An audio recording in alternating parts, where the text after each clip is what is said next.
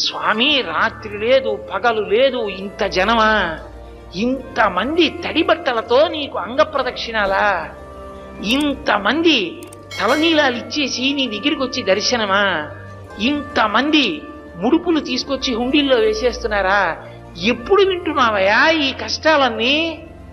కళ్ళందుకే ఇలా నామాలు పెట్టేసుకుని నిద్రాముద్రాం నిఖిల జగతి రక్షణే జాగరూకం అని దక్షిణాయనంలో పడుకున్నవాడు ఆంతరంగంలోకి చూసినట్టు వచ్చే వాళ్ళ మనస్సులు చూస్తాడు.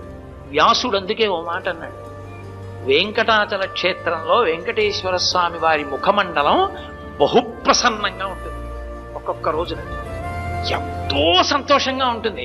అర్థం ఏమిటో తెలుసా? కొండ మీదకి ఎవరో ధార్మికులు వచ్చారని గుర్తు. ధర్మమునందు విశేషమైన అనురక్తి ఉన్న వాళ్ళు కొండ మీదకి వచ్చారనుకోండి, ఆ రోజు మురిసిపోతాట, ఒరే ఒక్కడు వచ్చాడు రా,